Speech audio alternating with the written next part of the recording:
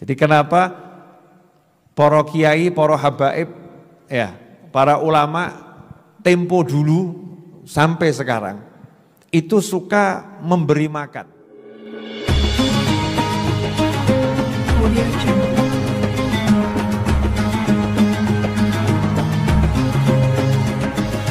Kita masih ingat ketika baginda Muhammad SAW itu berangkat dari Mekah ke Madinah hijrah. Sampai di Madinah, instruksi Nabi Muhammad SAW kepada para sahabat sangat jelas. Ayuhan nas, ya, hei umat manusia, berikan ucapan salam, at'imu ta'am, kasih makan orang, ya.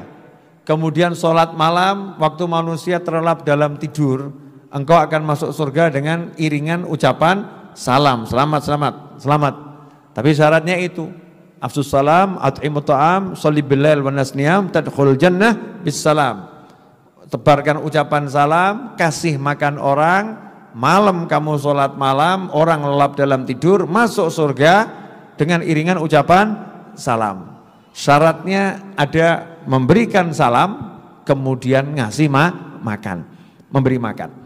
Siapa yang dikasih makan, sama dengan orang ngasih salam. Ngasih salam itu kenal nggak kenal dikasih salam. Kan begitu. Maka untuk urusan makan gak ada urusannya dengan kaya dan miskin. Orang lapar pokoknya. Ikhwani rahimakumullah, ngasih makan itu orang kaya ya dikasih makan, orang miskin ya dikasih makan. Yang penting orang lapar. Ya orang lapar. Jangan nanti mau ngasih makan kemudian dicek statusnya dulu. Wah maaf ya, Bapak saya lihat kaya jadi dilarang makan. Jadi masuk pengajian bagi-bagi nasi dicek dulu. Kamu miskin layak dapat makanan. Kamu kaya, oh nggak bisa. Ini repot ini. Yang ada justru diskriminasi nanti. Ya menimbulkan sesuatu yang tidak baik. Nabi SAW mengajarkan kasih makan pada semua orang. Ajak semua orang. Ya nanti kalau dia kenyang kan ngomong makasih saya masih kenyang gitu. Yang lapar kan senang. Wah, alhamdulillah rezeki ini. Nah, ada rahasia yang besar dalam memberi makan itu. Ya ada rahasia yang besar. Makanya para ulama itu senang kalau di majelisnya ada sesuatu yang diincipi. Nabi Muhammad SAW mengatakan yang artinya tidaklah dua muslim bertemu ya kemudian berpisah sebelum mencicipi sesuatu. Jadi kalau ada dua umat Nabi Muhammad SAW bertemu, jangan pisah sebelum mencicipi sesuatu. Ya minimal air. Ya minimal air. Kalau ada yang lebih dari air lebih bagus. Ada air, ada kopi, ada roti, ada nasi. Wah itu Masya Allah. Ya, apalagi ada amplop. Wah itu lebih lagi itu ya. Ada air, ada kopi, ya, ada nasi, terus ada apa? Amplop, isinya nggak ada loh ya, amplop aja ya. Udah seneng, Masya Allah diamplopi sama takmir masjidnya ini. Nah, itu idkhalus surur, menyenangkan. Jadi thariqahnya para habaib, thariqahnya para kiai, thariqahnya para guru, para ulama adalah memberikan rasa senang kepada setiap orang, biar orang ini hidup dengan senang.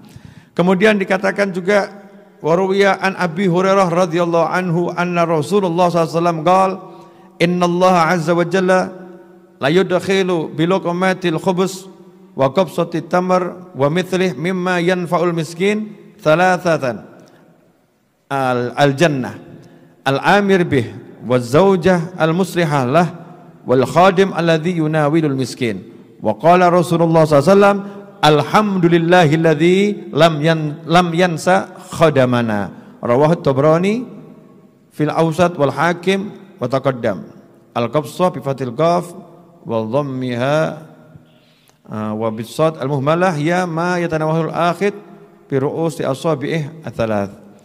Dikatakan oleh Sayyidina Abu Hurairah radhiyallahu anhu bahwasanya baginda Muhammad sallallahu alaihi wasallam bersabda, sesungguhnya Allah Azza wa Jal pasti, ya sungguh Allah akan memasukkan ke dalam surga 3 kelompok manusia karena mau memberikan makan kepada orang miskin yang manfaat untuk orang miskin, walaupun makanan itu hanya bilukmatil khubus, sesuap atau secuil roti, wa qabsatit tamr, kemudian korma yang bisa dipegang dengan 3 jari, artinya cuma sebutir korma, dan sejenisnya.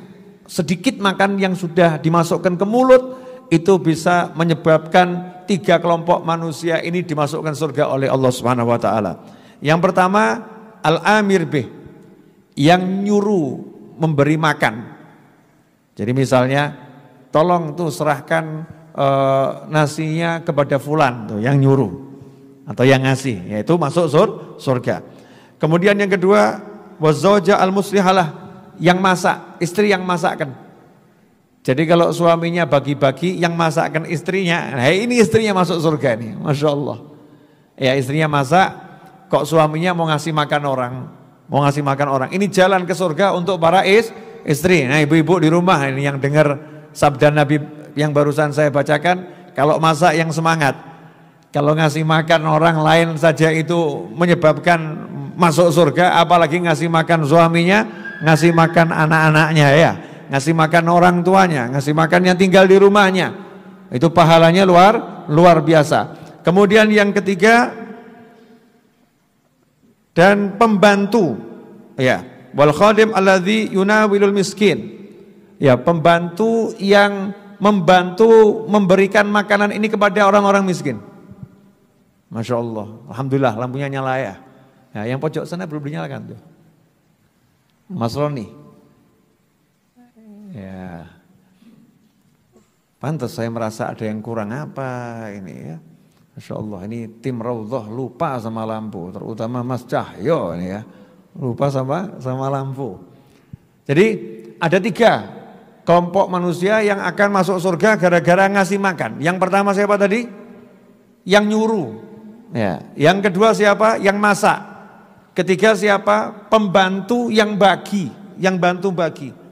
Jadi kalau bantu masak otomatis kelompok yang masak, ya. Bantu membagikan. Jadi kalau di majelis, kalau begitu ada orang bagi nasi, ini yang saya lihat seringkali di beberapa majelis ada bagi-bagi nasi, yang lain cuma jadi penonton. Lihat tok itu nasinya lewat di atas kepalanya, dilihat sambil sedih, kok nggak turun ya, kok nggak turun. Tapi dulu saya sewaktu masih remaja, itu kalau di pengajian manapun ada bagi-bagi nasi, semuanya bangun, pengen jadi orang yang membagikan, pengen bantu, ayo, pengen bantu membagikan. Kenapa? Karena setiap orang yang makan dari nampan yang kita bantu membagikannya, dari piring yang kita bantu membagikannya, maka orang-orang tersebut bisa makan, kita dimasukkan surga oleh Allah Subhanahu wa taala. Masya Allah kan, ini amal mudah atau susah ini? Mudah. Prakteknya? Ya prakteknya Masya Allah.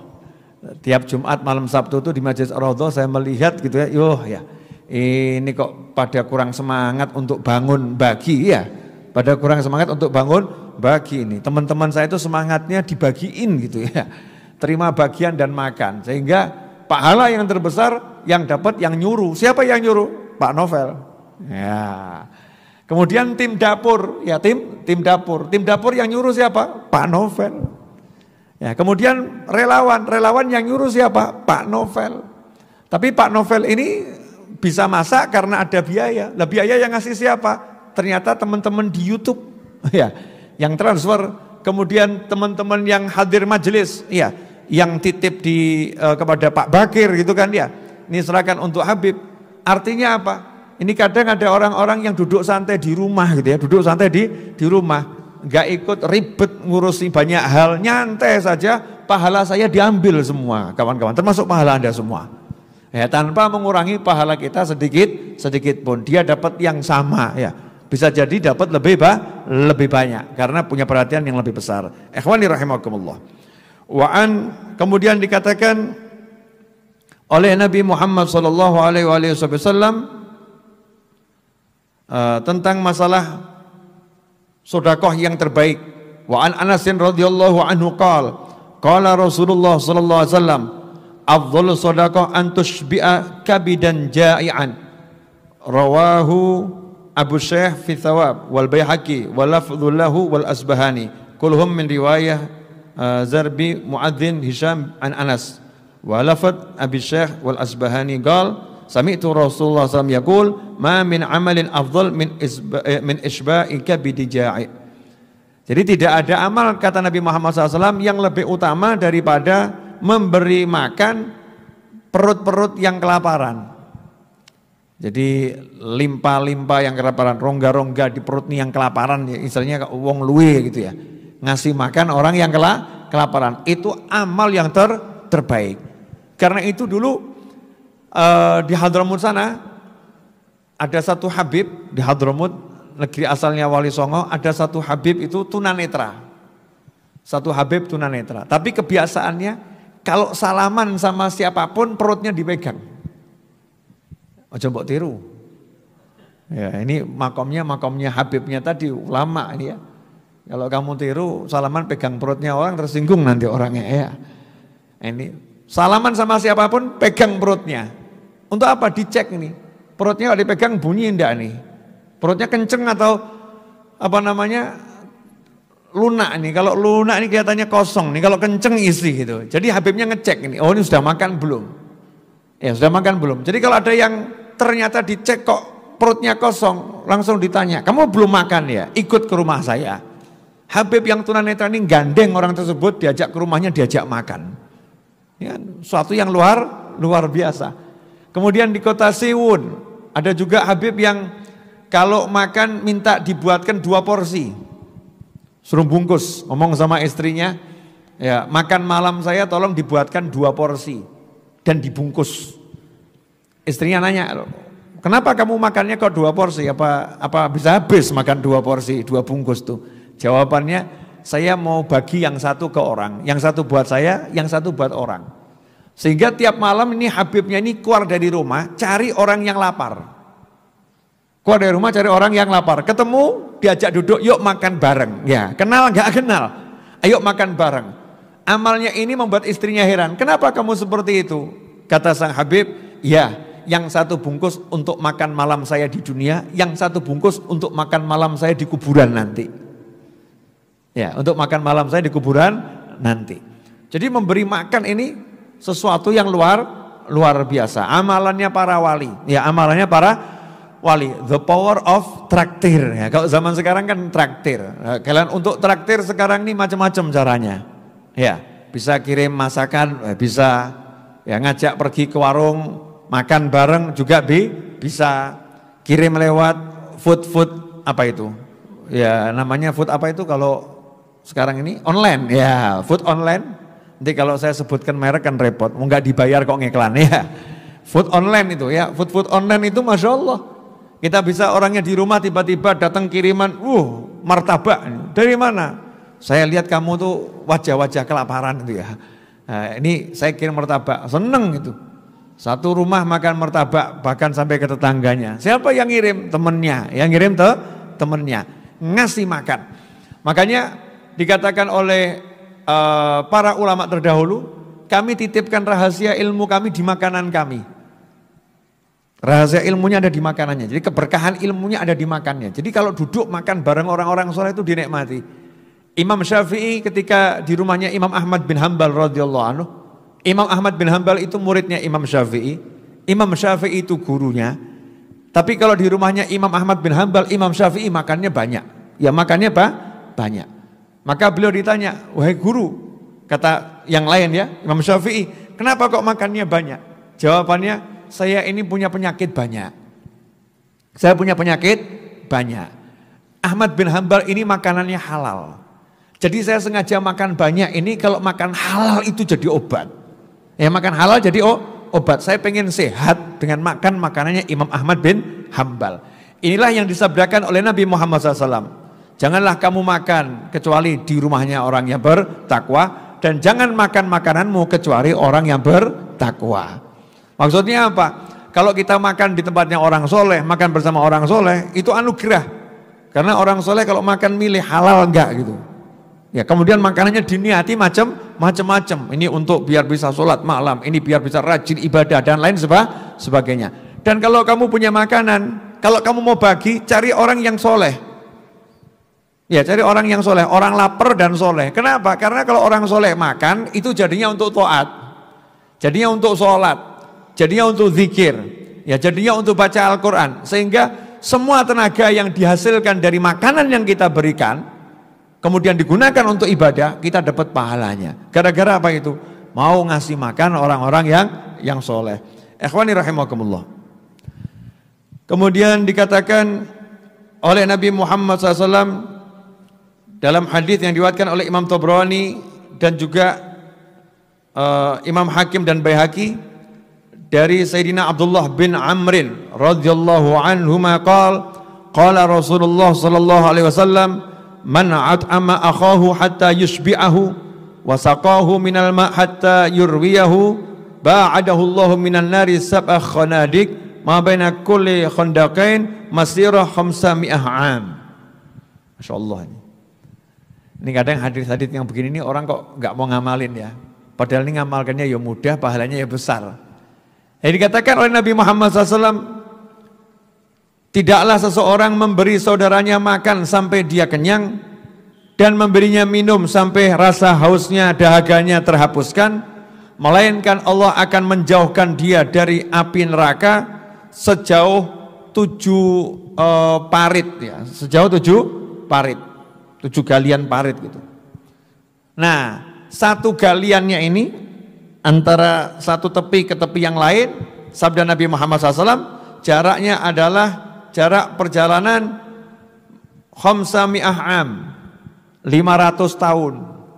Jadi kalau 7, 3.500 tahun. Artinya jauh dari neraka. Itu baru sekali loh ya. Sekali ngasih makan sampai kenyang, sekali ngasih minum sampai hausnya hapus, 3.500 dia dijauhkan, 3.500 tahun dia dijauhkan dari api neraka. Karena kalau jauh dari neraka berarti dekat dengan surga. Ya dekat dengan surga. Lah kalau ngasih makannya 1.000 orang, makanya Majelis Ar-Raudhah itu tiap Jumat malam Sabtu semangat pengen ngasih makan orang. Kenapa? Kita takut loh sama neraka ya. Kita takut sama neraka, kita pengen masuk surga. Sekali kita ngasih makan 1 orang, dapatnya seperti itu.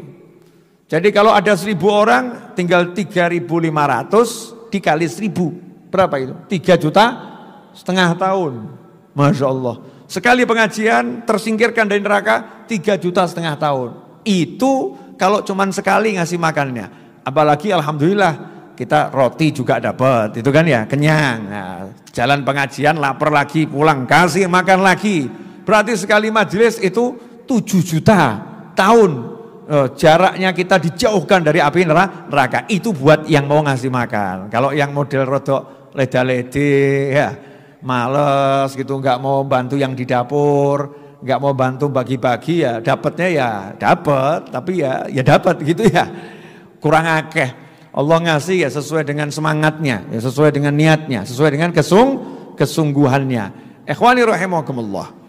Kemudian sebagai penutup, karena tidak terasa udah jam 9 kurang 19 menit ya. Sebagai penutup, satu hadis lagi yang disampaikan oleh Nabi Muhammad sallallahu alaihi wasallam.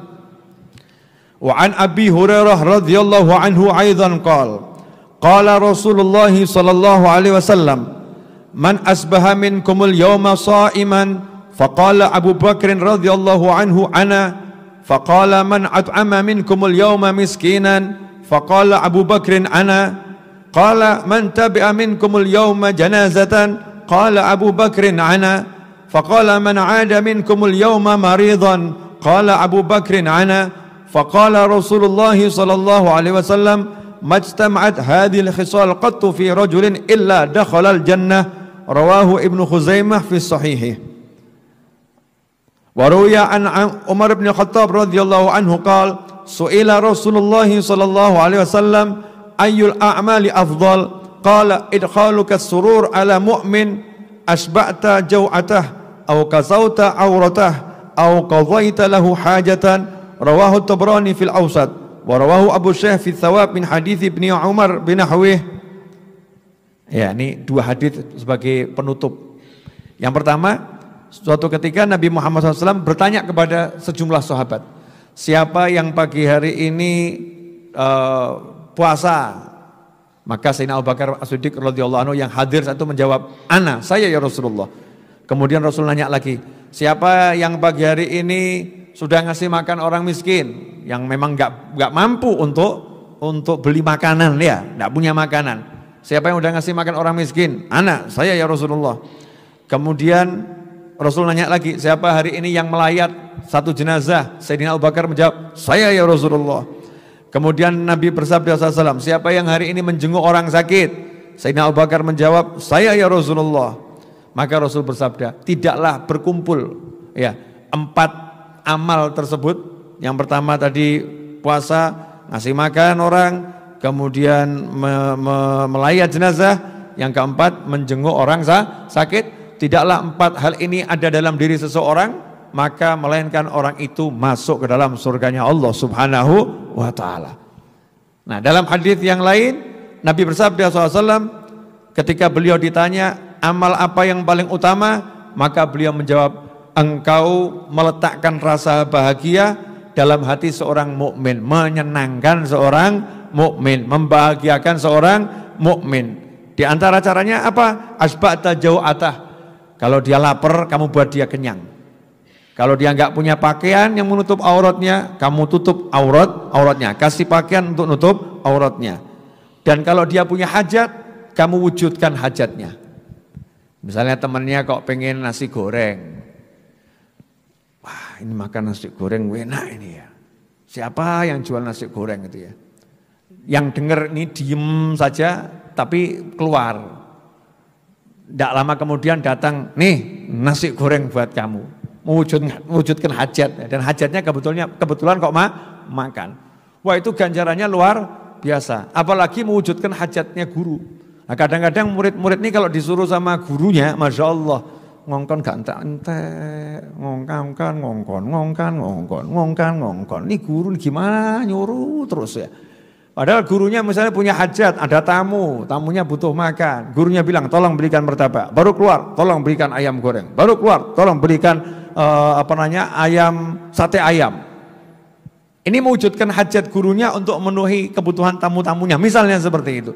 Ini yang mewujudkan hajat orang lain saja, pahalanya luar biasa. Amal yang terbaik, apalagi hajat gurunya. Dikatakan siapa wujudkan hajat seorang mukmin, Allah wujudkan hajatnya. 70 hajatnya diwujudkan. Dunia akhirat terwujud. Misalnya Mas Suroto punya hajat pengen nikah gitu kan. Wah, pengen enggak Mas Suroto? Kebelet, Masya Allah. Mas Suroto katanya tahun ini pengen nikah, amin. Insya Allah. Mudah-mudahan calonnya mendengar dan melihat. Ya. Tapi calonnya banyak kelihatannya. Siapa yang mau diterima, gitu Mas Suroto. Oh cuman 1 ya, Alhamdulillah. Sudah sadar saudara-saudara. Alhamdulillah Mas Suroto calonnya 1, mudah-mudahan segera kabul dan bisa menikah. Ini saya dalam rangka mewujudkan hajatnya Mas Suroto, menyampaikan kepada calonnya agar segera mau dinikah sama Mas Suroto. Ini kalau saya wujudkan hajatnya Mas Suroto, kemudian beliau menikah, Masya Allah, hajat-hajat saya diwujudkan sama Allah Subhanahu Wa Taala. Ya hajatnya diwujudkan. Mungkin ada yang hajatnya pengen beli baju, ya hajatnya beli baju, ternyata duitnya nggak cukup. Ya kok temennya tahu ini mau beli baju di toko itu duitnya nggak cukup, berangkatlah ke toko itu, dibayar, dibeli, ya kemudian dikirimkan ke rumah temannya. Kaget, apa ini? Kamu katanya pengen baju, Masya Allah, mewujudkan hajat nih. Baju ini kan bagian dari kemuliaan seorang mukmin. Maka yang membelikan baju tadi amal yang terbaik, mewujudkan hajat orang lain, hajat yang halal tentunya ya, hajat yang halal. Tapi jangan berikan baju yang buka-buka aurat. Wah itu kelihatannya kok si mbak itu hajatnya pengen punya baju rok mini. Saya akan wujudkan hajatnya. Nah, kecuali kalau itu kakak membelikan adik untuk dipakai di dalam kamar ya wallahu a'lam ya.